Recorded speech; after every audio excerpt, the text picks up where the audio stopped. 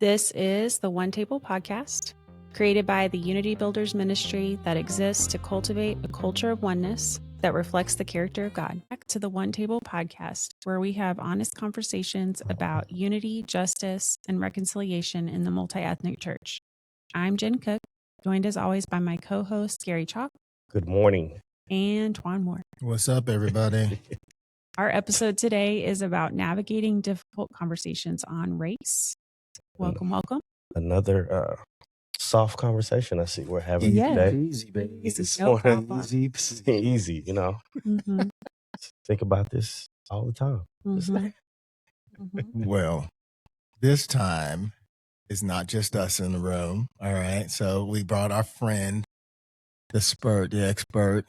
Jen, tell us who our friend is, who we have here. So we are excited to be joined by conflict resolution specialist and mediator David Richards, who's going to help us build a real toolkit for these conversations. So David, can you introduce yourself? Absolutely. So my name is David Richards, and I think I'm your first guest. Yes, Correct. you are. And at my house, when you pull out the waffle iron, make your waffle, first one you sort of look at to say, can I eat that waffle or not? Is the waffle iron clean? So I appreciate being the first because it's a good opportunity. And to tell you a little bit about conflict resolution. So the Hills feels like conflict's hard, but you don't have to walk through it alone. And so we set up a ministry to help walk people through these really tough conversations, whether it's family, marriage, kids, business, whatever it is. And so what you do, though, become a conflict resolution specialist, as you said, is you become a Texas credentialed mediator. You go through the training. So I periodically will go over to Dallas County and do court-appointed mediations, which gives you some good just foundational skills. But then you spend a lot of time on the word because, in mediation, like you can say a lot of words, but it's the Holy Spirit that does a lot of the work in our hearts, sort of in between. And, not to change, but dealing with conflict all the time. How do you relax? That's a good question. Yeah. How do you get away That's a from good question. Yeah, I have a hard time relaxing right now. I come home and I tell my wife that I love her, honestly, because when you sit in conflict, you might think your marriage is tough, and every marriage is tough. Yeah. But then you realize how God maybe has blessed your relationship with your kids, wife, your coworkers, so you recognize it a little better. And then 2, I run a lot. Oh, okay. Yeah, Okay. probably That's- 4 or 5 miles a day. Oh man. That's my He does it Quiet even in the spot. summer. even especially in the summer. Yeah. Oh my goodness. I love Yeah. her. All right. I Well, don't know if I can do that program. hey man, we just want to make sure we're guarding your heart too. Yeah. That just sounds I appreciate just it. remain in conflict. Yeah. Oh, Well, speaking of the word, we wanted to read a scripture that we think will help this conversation just stay on the right track. So James 1:19 says, "My dear brothers, take note of this. Everyone should be quick to listen, slow to speak, and slow to become angry." Mm. So David, in your experience mediating conflicts, why do conversations specifically about race trigger such intense and almost immediate physiological and emotional reactions compared to other types of disagreements? Yeah, great question.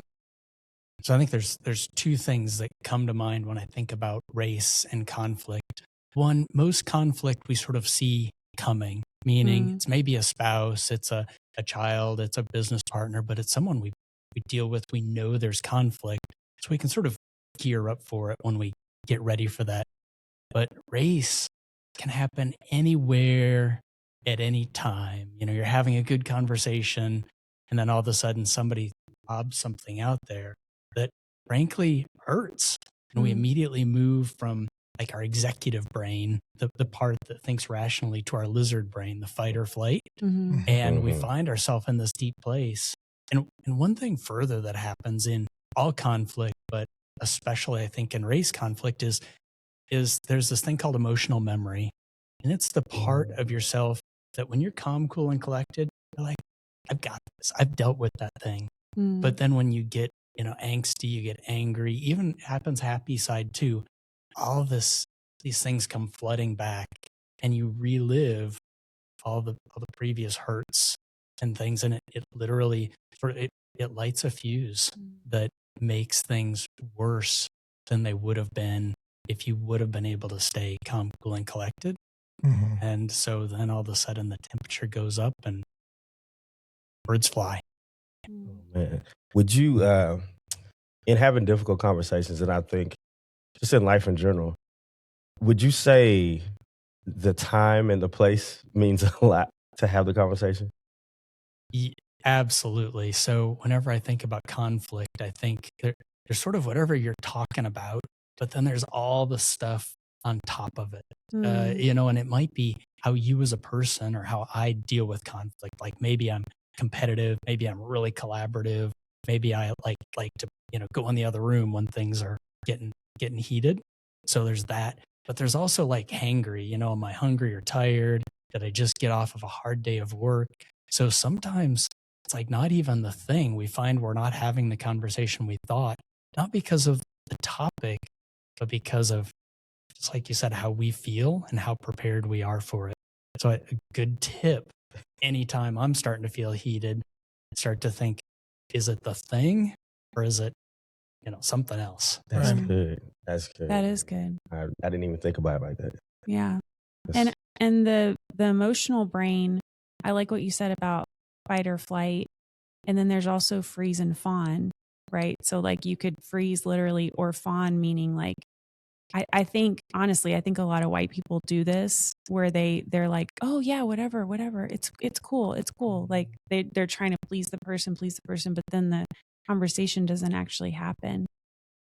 We value, as a white guy, I value my relationships deeply.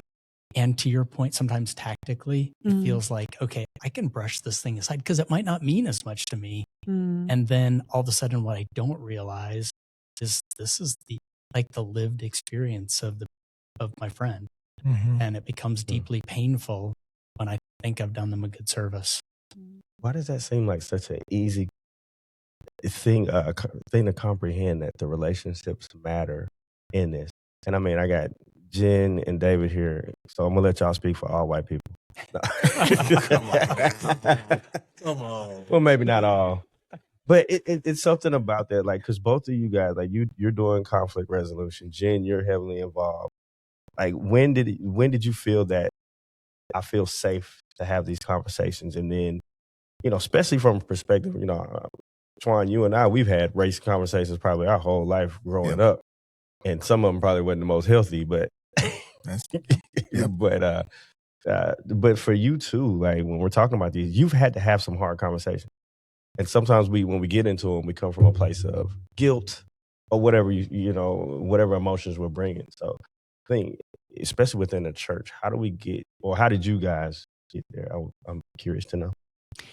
I mean, I think for me, I still have a hard time, especially when I'm talking to other white people sometimes, because I get real mad that they're not agreeing with me about something, or seeing it the way that I think they should see it. But for me personally, when I realized that racism, this sounds really dumb, like, it sounds really like obvious, but that racism is a sin, like other sins, where it can infect and the devil can get a foothold. It's a sin that's not like one and done. Now I'm never going to be racist again, or now I'm never going to have a racist thought. So to me, that helped me be less defensive, because then I'm like, oh, I'm not surprised by this racist part of me that came up out of the blue for me, because racism is a sin. Mm-hmm. For me, I'm a little slow to talk about this unless I trust the people I'm talking with, because I am afraid of saying the wrong thing and it sort of sidetracking the whole conversation just because I didn't know the right words to say. So I think the fact that I'm here is because I think a lot of you guys, and I'm like, oh, this big, but that makes a lot of difference. And so then I always try to think, okay, how do I build trust with the person so that when I inevitably say the wrong thing, they'll know it's not my heart. Mm-hmm. It's just an idiot. And Oh, that person can say something, can feel safe enough to say something to you. So a lot of people try to avoid that tension that we're talking about by claiming that they're colorblind. That's a big thing. So they think that ignoring race prevents conflict. So David, why does that approach usually cause more damage to a relationship in the long run? I went through this phase and I thought my intent was good. And I think a lot of times it is good when you say I'm colorblind, because you're trying to immediately remove a lot of the things that you believe create tension between yourself and the people you legitimately want to be friends with. I do think a colorblind person, though, in race, it's a little bit like a cook saying, all the spices taste about the same, throw a little cinnamon in, maybe a little salt, and put some chocolate in there. It's like the best meals are best because they've got these different flavors, and you've got a meal laid out before at your one table, and you've got something that's maybe salty and something that's big old steak or whatever, and they all taste different, and that's part of the beauty of the meal. And I think that our conversations are similar. It's like if we get rid of all that, we haven't just gotten rid of like the hard things. Frankly, we've gotten rid of the things that make these relationships special and valuable. So we gotta be able to bring those back. Yeah. I mean, the colorblind statement alone, like I wish the world was colorblind. I honestly wish it was. And I think sometimes, like I have relationships, especially I'm thinking about a buddy of mine. He has a son, I have a son. And we were talking and he said, I raised my son to not see color. And I was like, that's great. I raised mine to, though, he knows his color because the world sometimes has a way of letting us know. And I don't think either one is wrong to say, like, I think of colorblind people, but I think us as people of color sometimes have to be a little bit more loving and not just be like, well, that's wrong. You should see. Like, where have you lived? And I think sometimes we can kind of throw people, we can create more of a division. Yeah. But the conversation, it's a two-way street here. Yeah. And so, yes, especially when you have somebody, I say you're in relationship with, like Dave was talking about, that you've walked with a bit, having some grace in there, going, okay, I know this person's heart, but they're saying something that hurts me. What am I missing here? Asking that question first. But on the other side of it, for the person who's saying, I'm color, I don't see color. The problem is you negate the person because that person, especially in our world, not even just our culture here, but our world, we have separated each other by our shades of skin tone. And people get treated differently. So when you say I'm colorblind, you're saying, oh, I'm trying to see us all at one race. But what you're actually saying is I'm disregarding the way your life experience. And that's where the pain comes in for the person, because they're saying, oh, you don't see me. Right. As opposed to not just my skin tone, or what you're trying to say is I see us all as human. That's not what is received on the other end. Well, and correct me if I'm wrong, but I mean, first of all, nobody's colorblind. Like my 5-year-old knows that so-and-so's skin is a different color than his, right? And then our human nature is, if they're different from me, then then I need to be better than them, right? That's just human nature. I mean, I've seen my 5 and 6-year-old do it, and we talk about it. But when you're saying that you're colorblind, you're actually trying to say something different, right? Like you're trying to say, like you said, I see all people the same. I don't think anyone's better or worse than me. Depends on the context of when you say it, for sure. But maybe we should get in the practice of saying what we're actually saying instead of the colorblind language, because it's kind of like saying I'm mad and not saying like what's underneath it. it expands the conversation when you're more specific. Mm-hmm. I think it's hard to have these conversations globally. All conflict is local. It's like between two people. And Tuan, your ask a question is my favorite comment. It's like, okay, what's behind that thing you just said? And because we often fill up, and you said it, whatever we're thinking about what you said versus maybe what was behind it. So I think when we just go back and say, what do you mean by that? Yeah. How does that work its way out over time if we all did it that way? Then you can address what they're really thinking versus what you perceived or what's in your background. And in your profession, how does that hinder the conversation to try to move towards resolution? 'Cause I'm one of those people, if I say, well, you know what? If I say in an argument, it doesn't matter to me or whatever, that's just me saying, look, I don't want to talk about it. Yeah. It's period. I should just say I don't want to talk about it. But I'm just like, doesn't matter, So I think sometimes when people are like, well, I don't see color, that's just them saying, I don't want to talk about this. This is uncomfortable. But in any conflict, you won't find a resolution if you just want to avoid it. So how do we get over? Because like you said, we're saying say what you want to really say, but if I'm me, I'm in a posture, I'm defensive. I'm like, you know what? You're a little bit more aggressive than I want. Because conflict is local, you have to figure out, do you really want to have this conversation with them right now? So sometimes, maybe a lot of the time, when someone says they're colorblind, right, just let it go, because you're not going to convince them of something different. I will often, when someone comes up with something provocative, I'll often say something like, is there anything I could say that would convince you of a different perspective? What would it take? And sometimes people will be like, no, I'm happy here. You're not going to say anything. Then that's maybe a conversation I don't need to have. So I think some of it is figuring out where they're at and what conversation you want. Oh, we got a spurt here. Yeah. We don't have to have conflict all the time. All the time. Well, and speaking about that, we see that the barriers are real. We see that the issues that come in play and make it hard are real. But let's move into maybe what we can actually do. So we need real skills, David. That's why you're here. Okay, you're gonna fix it. Come on, So, send me in. a lot of us enter these conversations wanting to be heard rather than seeking to understand.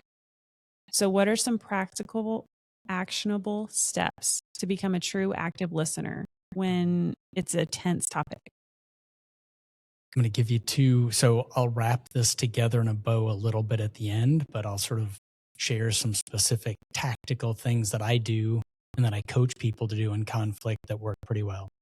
Number one, slow the conversation down. What are you really talking about? What happens in conflict often, somebody says to me something that I don't know how to address, I don't want to address, and frankly, they may be right. Instead of addressing that, I move to a different topic. My wife says, hey, David, on your way to work on Tuesdays, I'd love you to take out the garbage before you go to work. And I don't want to do that. So I say something like, boy, there's a lot of other things around the house that don't get done either, which you see, I know one, that's why my wife is amazing, because she puts up with a lot. But number two, you see how I have just deflected. I've moved the conversation away to something that it takes me out of the firing line. And I've avoided, it was like garbage cans. It's 3 minutes on Tuesdays, but we do this all the time. And I see it daily in conflict that we don't address the thing. We change the conversation right in the middle without announcing it. And so the first thing in conflict is, what conversation are we really having right now? And if it wanders, one of you has got to bring it back and say, great topic. Are we changing topics or are we going to come back to the thing? And then you have that conversation. That in itself lowers the temperature because your brain is not, what are we talking about? And, that preparing always for a new offensive move, we narrow our scope. Yeah. I like what you said about it being local in between two people, not global. Yeah. So in a, let's say, not let's say, but in a church setting where these conversations are having probably in smaller pockets, what are some kind of healthy, I mean, and I know that one, what are some healthy tools, I would say? Like, should we be thinking about how many people we're having? Like, are we hosting discussion groups? Because things get a little tense, Mhm. especially with us when we're doing our table Table talk, talks, table yeah. talks. And so we try to create a space where people are just heard. It's not a dialogue. It's because it's all your personal experiences. But even in that, like, we want to make sure that we are doing our best to create a space where people can be open Yeah. and be honest and feel safe, and trusted in all those things. Mhm.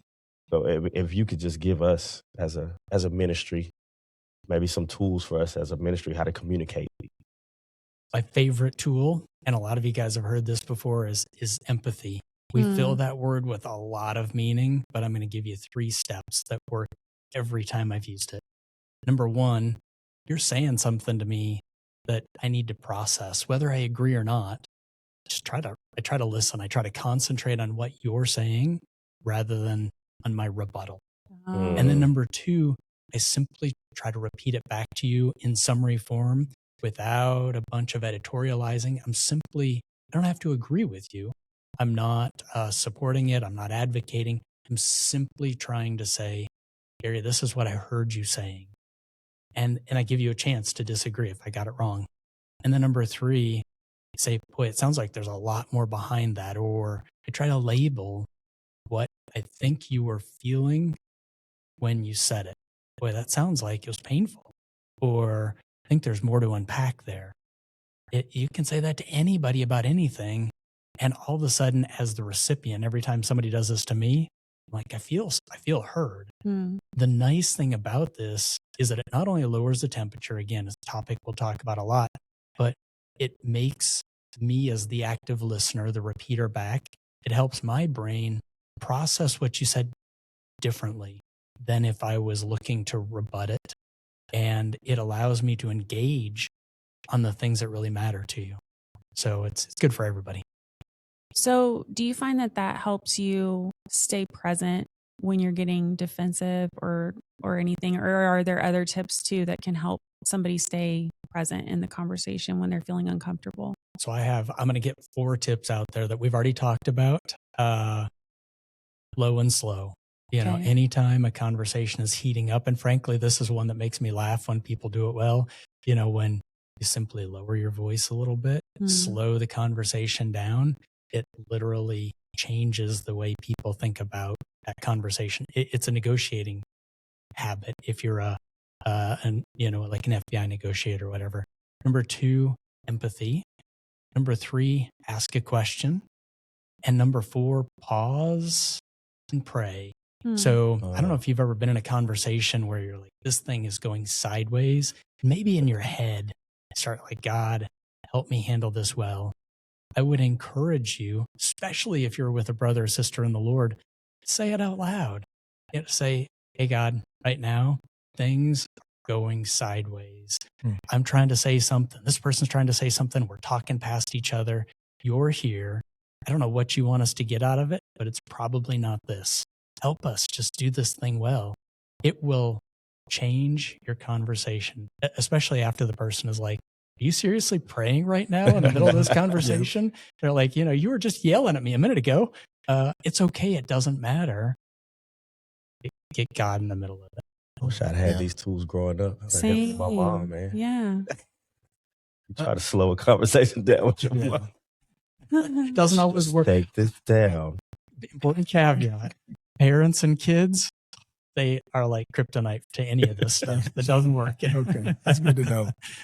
One of the things that when we're talking about skills, one of the things I feel like I have to do even before I enter the conversation is to recognize that when I'm having conflict, it's not about winning the topic. The conflict is not two opposing ideas, it's people. And so that's where the empathy piece comes in. Because if I am trying to win a point, then I'm going to fight you for it. Mm-hmm. But if I'm trying to, there's conflict between me and a friend, then I want to first understand. I want to first kind of lean in with my heart more than my head and what I'm thinking and what you're thinking, and trying to fix that, So Yeah, anyway. that's good. I think we got to get out. Well, I know me. I like to come to a discussion with all of these, my ammunition. With I got all my facts. So whatever you say, boom, got that one. I think we do that a lot, and it happens a lot, especially in this climate of the world right now, with everything with 1,600 different news sources, and you don't know the truth, and your truth is different than my truth. And so when I'm having these conversations, you're right. I've been praying a lot and trying to listen to other people, because I don't think that there's a right and a wrong. It's just hearing and just understanding where somebody's coming from. Especially about race, one of the things that happens today a lot is I take personal offense, because I feel like when you and I talk about race, you're saying I did something wrong. When frankly, we're talking about hundreds of years of built up trouble. And so being able to think about this particular conversation at two levels, the local level, how can I engage with race in a positive way that moves forward, that honors God in the conversation, but also how can we think about it at this bigger level where we're not going to solve anything right this minute universally, but we can change our little corner. And, if we can keep both of those in our head at the same time, that helps us figure out what can we really do about this thing we're talking about. So let's say that we have a conversation, we're using all your tips, and it doesn't go well. I don't even use all my tips. Okay. So That's good. I wish they sound great. Because I'm like, I need to write them down. In the moment, Have them on it's my hand. I'm easy. going to get a tattoo. Exactly. You're like, oh, was I supposed to be empathetic right there? I forgot. You're a jerk.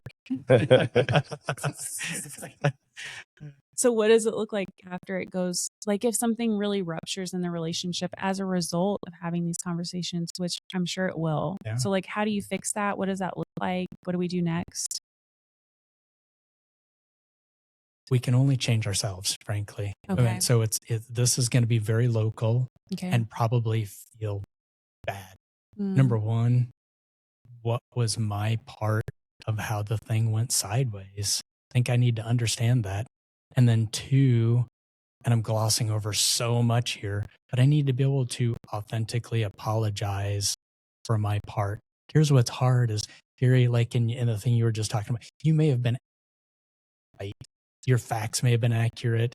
You may have had the better side of it. But if you came at me, then you may still have something to apologize for. And so your ability, and frankly mine, to say, boy, without hesitation and without qualification, I goofed this thing up. I used words I shouldn't have. My attitude was bad. The next time we do this thing, I'm still going to be the same guy, but I'm going to work really hard to become cool and collected, to address you with the respect you deserve, even if we're on different sides of the table. And that ability to reflect not on where we were intellectually inaccurate, but on where we didn't do conflict well, and then to apologize for that goes a long way. And frankly, it may not fix it, but we're accountable for ourselves first. And that's really, I guess the third thing would be, we can't own the other person's reaction in the moment or big picture. So shrinking some of that down and saying, I want them to react in a certain way. I'm frustrated that they didn't, but I can't own that. Yeah. God, this guy's good. Yeah. Yeah, right. Is there anything, David, that we didn't cover that you feel like, because as we wrap it up, the conversation, but I want to know if there's something that you wanted, that you really felt like was on your heart that you needed to talk about, because I want us to get all the things out while you're here with us. So probably 3 quick points. Yeah. Number one, feel like the best growth for men and women of God doesn't happen, around coffee on Sunday morning. Frankly, it happens in conflict. I think I've used the idea with you guys of a lawnmower blade. When I was young and married, we had this $30 lawnmower. It was terrible. And at some point, it was no longer cutting the grass. It was like doing battle with each blade. It was sort of hacking it off. Some old guy in my life said, "Hey, have you ever sharpened your blade?" Never have. I didn't know the blade came off. I didn't know that was a thing. So I take it off. I take it to the local lawnmower shop. I get there Saturday when it's supposed to be ready. They haven't done anything with it yet. They've been busy. So like, no problem. We've got it. So the guy grabs my blade. He puts on this visor. He starts up this wheel and he puts the blade against the wheel. Sparks are flying everywhere. But when it got done, he'd removed a lot of material, but the blade was sharp. And I think about Proverbs 27:17 that says, as iron sharpens iron, so one person sharpens another. I think when we're fit for God's service, it's not because, we've just gone to church all the time, which is, it's not, I love church, but it's really about, have we gotten sharp? And sometimes getting sharp is painful. We lose material. Yeah. If we handle it right, though, we end up more fit for purpose. Number two, God loves unity, but it's not about can you ignore the colorblind thing? Can you ignore a lot of differences? Colossians 3 says, bear with each other and forgive one another, which says to me, peace has a lot more to do with how we navigated the things that we're talking about this morning than about sort of brushing things under the carpet. And my last point is from John 17. Jesus prays that his followers may all be one, so that the world may believe that you have sent me. And I think about this group and how excited I am to be just even invited in, because this unity is how the world knows there's something special going on. So when we do it well, it's more than just our conversation. It is the witness to the world that says, what's going on over there? That's pretty great. So preach it now, dude. Yeah. So that's where I'm loving what you guys are doing here. And frankly, I think it's one of the key ministries of our church, of our world. Hey, it's all about, it's a God thing, bringing people together with like hearts and like desires. And really, that's what we're talking about here. Man, David, we thank you for. Yeah. I got a lot out of this short. I mean, I know we could probably go for more times. What you mean? We covered everything. That was all I had to say. We took it all. Conflict is done, right? Conflict is done. So again, where can people find you? Like, I want to put that in the notes. Yeah. As far as at the Hills. We'll put David's email. Is that the best way? That'd be good. Yeah, there's a conflict.resolution@thehills.org is the easiest way to get a hold of our ministry. And we do a few things. One, we do conflict coaching. It's like this, but it's applied to your specific thing.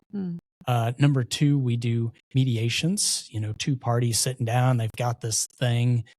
We help them. We're like the referee in the football game. We help the game happen well. There may be some, tough tackles or whatever, but frankly, it's what, it's in line with what we're trying to get done, and we stay safe. And then number three, maybe a facilitated conversation, which is a little south of that, but it's like, let's just get together and create some understanding. So we've got a lot of options. I would say reach out. Love that. Mm-hmm. Hey, Jen, Swan, any last thoughts from you guys? Or No, I just really appreciate you being the waffle here. There you go, our first waffle. I love that. Hey, I will say to our listeners out there, as you are hearing what we are doing, don't just listen. Engage. Share it with your small group, other church leaders, friends, because if this conversation just stays between what's happening right here in this room and your ears, then we really don't move the mark. And so please engage in all the ways that God leads you to. hey, That's a good point. Hey, if you're listening to this, feel free to comment on our Spotify section and our YouTube. In the show notes, we'll have an email that you can address Unity Builders Ministry, and someone from our team can get out to you if you have questions on this episode, and we can shoot them over to David and get his response. We welcome your disagreement. Yeah. Like if you want to disagree, now we have the tools, you know?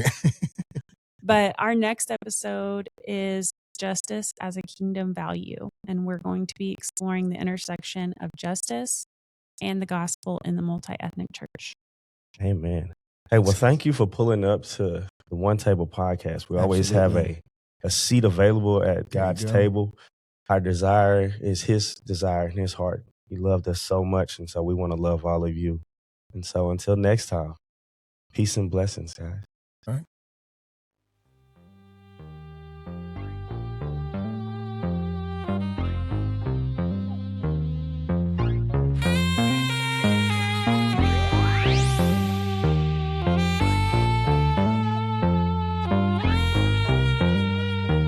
That's what we're here for, having a good time.